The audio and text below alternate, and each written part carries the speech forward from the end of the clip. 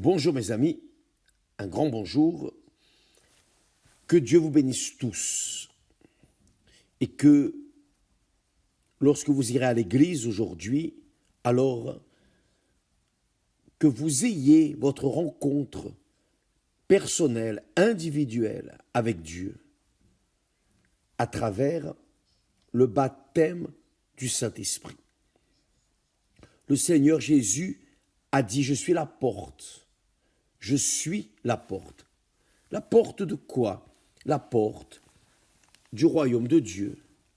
La porte du royaume de Dieu disponible pour toutes les personnes, tous les êtres humains, peu importe la religion que la personne confesse, peu importe ce qu'elle a fait d'erroné, peu importe si elle mérite ou non.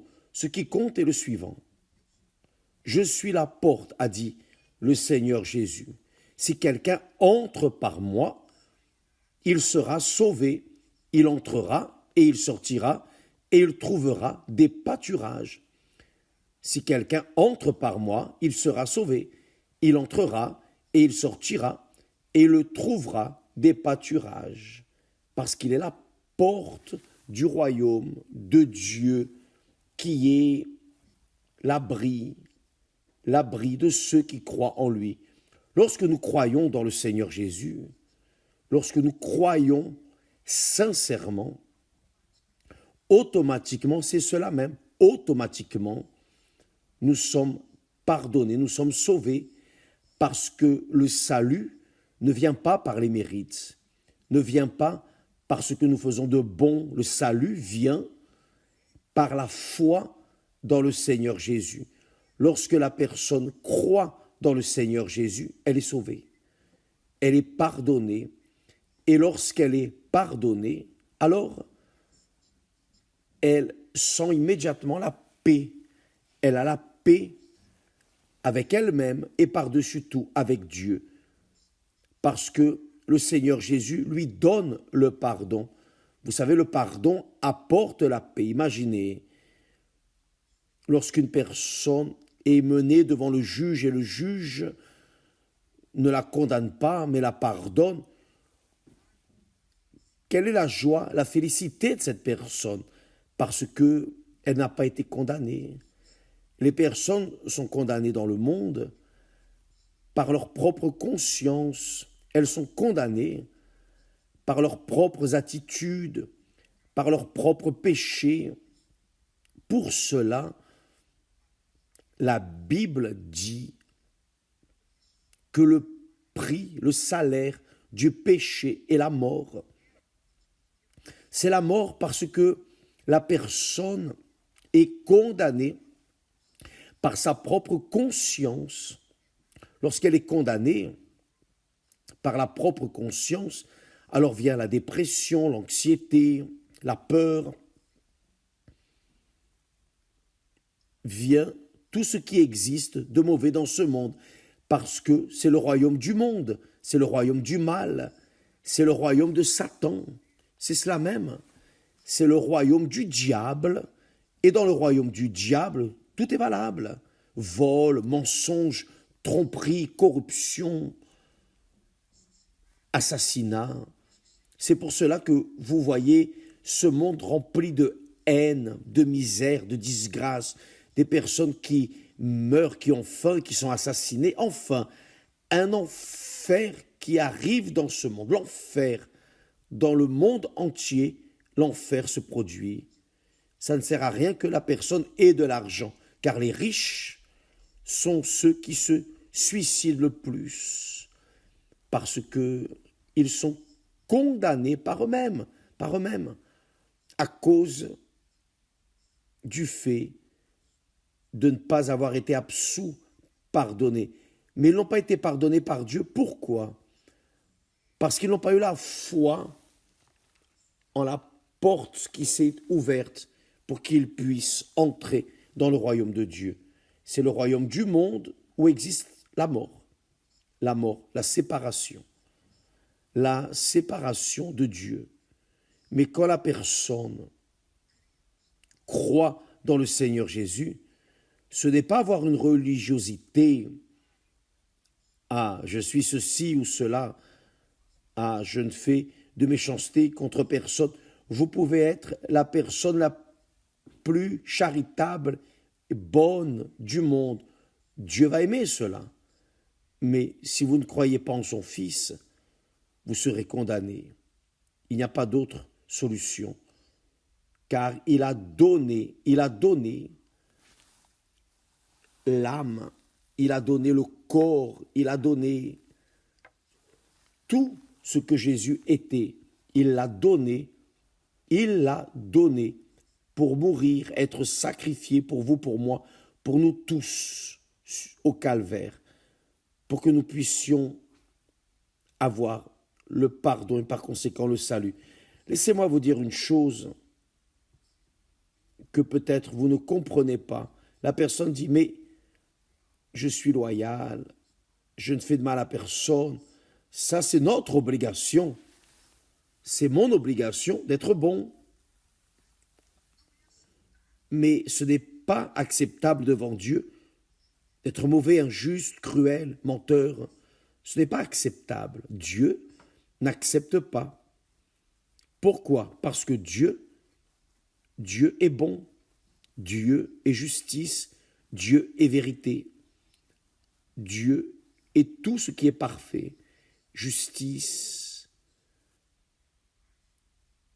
Et cela fait qu'il exige de nous aussi la bonté, la justice, etc. Donc, j'aimerais vous dire comment ce processus de salut se produit, ou s'est produit. Faites attention. Vous connaissez l'histoire, vous pouvez lire cela dans les premiers chapitres de Genèse. Vous allez voir que Dieu a créé l'homme en perfection à son image et ressemblance. Il a créé Adam et Ève. Quand les deux ont désobéi à sa parole, à sa voix, alors ils sont tombés en péché. Ils sont tombés en disgrâce. Pourquoi? En écoutant la voix du diable, en prêtant attention à la voix du mal, cela signifiait et signifie le suivant, se soumettre au mal. C'est cela. Quand Adam et Ève ont péché, ils ont cessé de vivre en communion avec Dieu pour vivre en communion avec le diable. Le royaume de la terre qui était entre les mains d'Adam et Ève est passé au diable. C'était sous la domination d'Adam et Ève, car Dieu leur a donné domination sur toute la terre. Quand ils ont péché, ils ne savaient pas qu'ils étaient nus. Mais quand ils ont péché, ils ont découvert qu'ils étaient nus. Pourquoi? Parce que la connaissance du bien et du mal est venue. La révélation du mal est venue. Ils ne connaissaient que ce qui était bon, parfait. Mais quand ils ont prêté l'oreille à la voix du mal, le mal a commencé à les dominer. Quand Dieu leur est apparu, ils se sont cachés. Pourquoi se sont-ils cachés? Parce qu'ils étaient nus.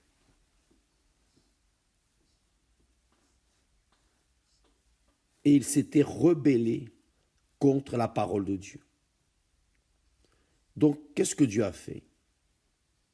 Pour couvrir la nudité des deux, ils ont fait, après qu'ils ont découvert leur nudité, ils ont pris des feuilles et ont couvert leur nudité. Aujourd'hui, cette feuille, c'est la religion. La religion maquille l'erreur, le péché, et fait la personne penser qu'elle est acceptée devant Dieu. Mais non, aucune religion ne sauve, aucune religion n'est capable de sauver personne.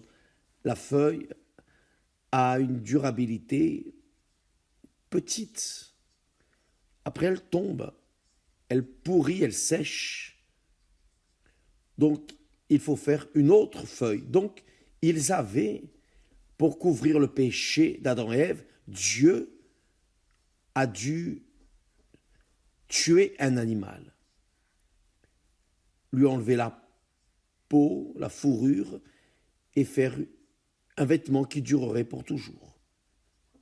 L'animal qu'il a tué pour couvrir la nudité d'Adam et Ève représentait le Seigneur Jésus. C'est cela même. Pour couvrir, pour éliminer notre péché, le Seigneur Jésus a dû mourir. Le Seigneur Jésus, c'est ce qui est écrit.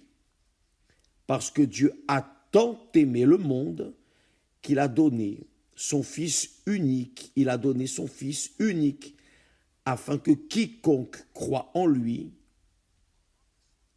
quiconque met sa vie en lui, se marie avec lui, fait alliance avec lui, celui qui vit en accord avec sa voix, sa parole, ne périsse pas, mais qu'il ait la vie éternelle. Et c'est ce qui arrive. La religion ne sauve personne, personne. Si quelqu'un dépend de religion pour être sauvé, il va en enfer de la même manière que ceux qui ne croient en rien. Pour être sauvé, vous avez besoin, vous devez mettre le Seigneur Jésus comme la porte d'entrée dans le royaume de Dieu. Quand nous acceptons le Seigneur Jésus comme Seigneur et Sauveur et vivons, assumons cette croyance véritablement, alors la personne sort du royaume des ténèbres, du mal, de ce monde, le royaume du monde, et elle entre dans le royaume de Dieu à travers qui? La porte, qui est le Seigneur Jésus.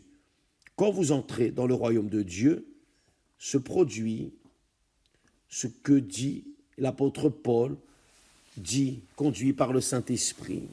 Il a dit, « Si donc vous êtes ressuscités avec Christ, il parle, il a envoyé cette lettre à l'église à Colosse, une lettre du Saint-Esprit à l'église. L'église, ce n'est pas la religion, l'église, ceux qui sont chrétiens, qui étaient chrétiens, ceux qui avaient le Seigneur Jésus comme unique Seigneur et Sauveur. Il dit, si donc vous êtes ressuscités avec Christ,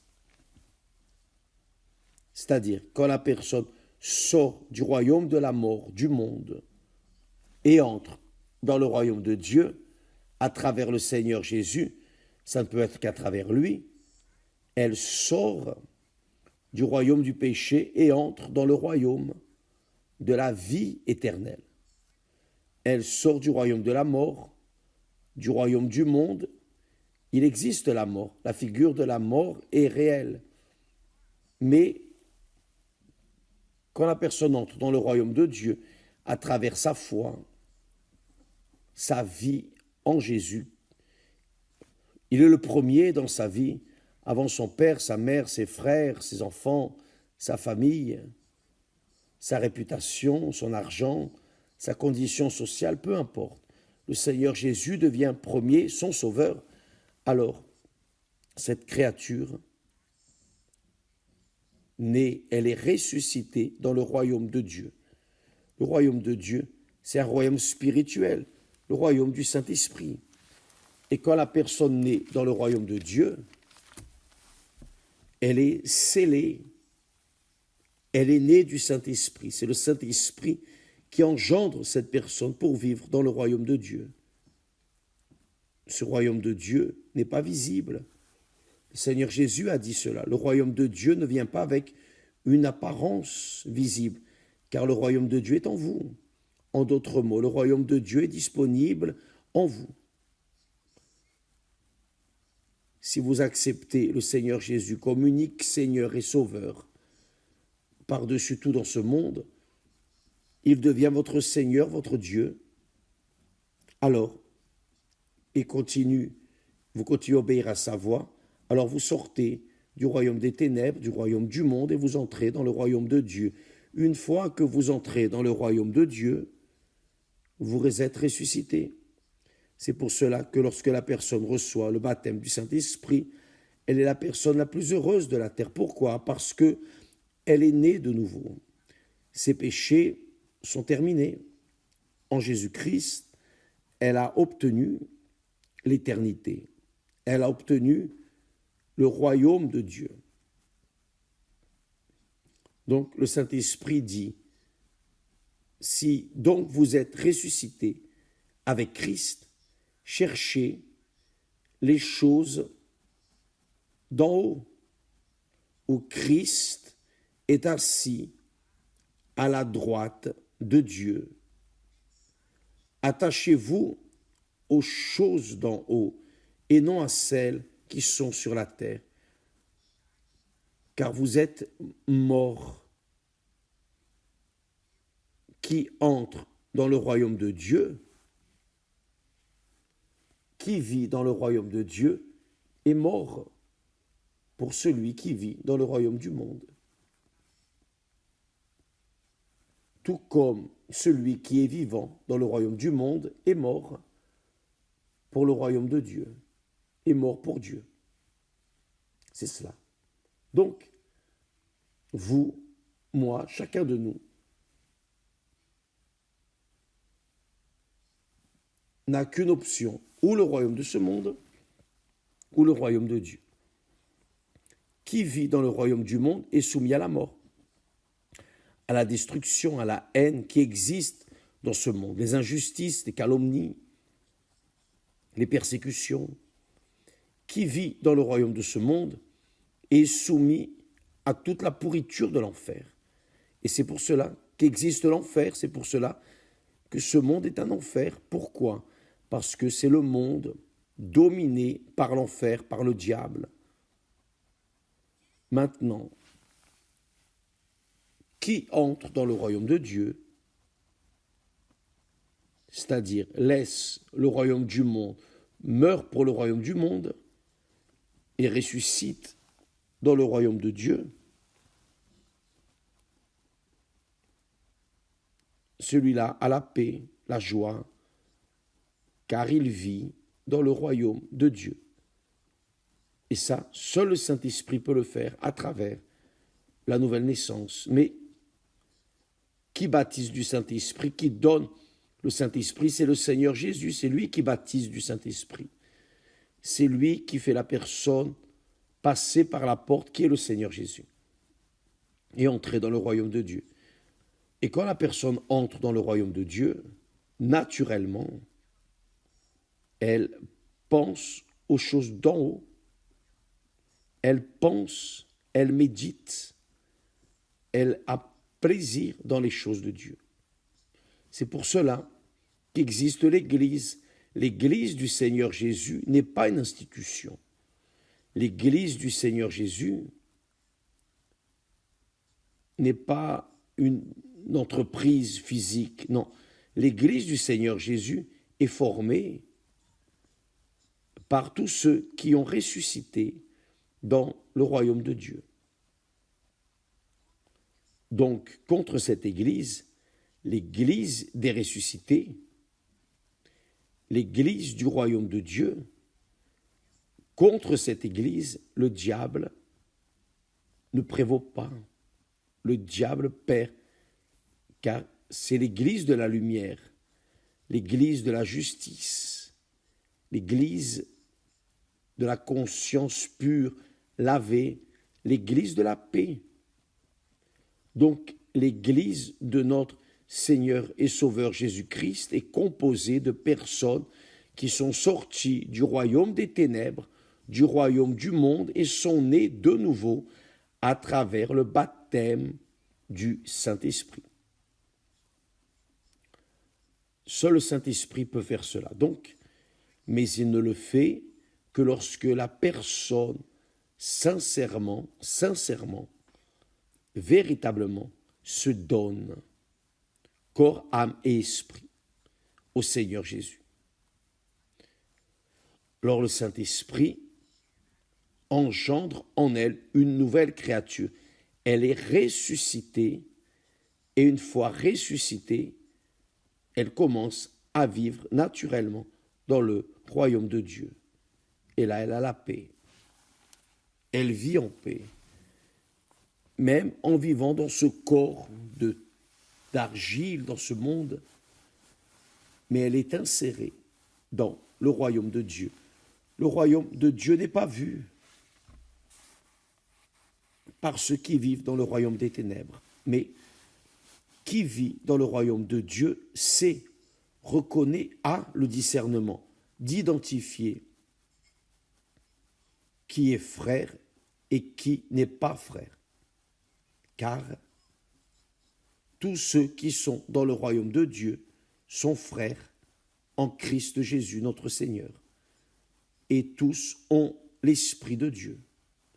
Donc, quand vous irez à l'église aujourd'hui, allez avec cette foi. Mon Dieu, peut-être que vous êtes en train de chercher, d'insister pour recevoir le baptême du Saint-Esprit sans avoir donné votre vie au Seigneur Jésus.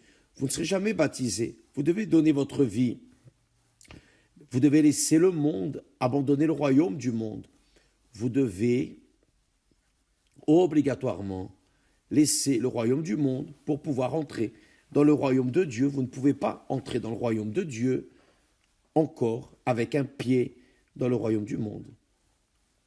On ne peut pas concilier le royaume du monde et le royaume de Dieu, ce n'est pas possible. Ou vous êtes du royaume du monde, ou vous êtes du royaume de Dieu. Ou je suis du royaume de Dieu, ou je suis du royaume du monde. On ne peut pas concilier les deux royaumes. Donc, qui est ressuscité en Christ Jésus vit dans le royaume de Dieu. Et qui est du royaume de Dieu comprend notre langage, comprend le langage de Dieu. Nous sommes ressuscités. Pour ressusciter, vous devez être mort. Et la personne doit mourir pour le monde, pour ce monde, pour le royaume de ce monde. Et pour mourir, elle doit laisser le monde de côté. Elle doit tourner le dos au monde. Bien, je pense que vous avez compris ce message. Si vous essayez de couvrir votre nudité, c'est-à-dire votre péché, avec des feuilles, vous êtes perdu. C'est que vous êtes dans le royaume de ce monde. Si vous accrochez à une religion, une église, qu'elle soit catholique, évangélique, spirite, quelle que soit la religion, l'institution,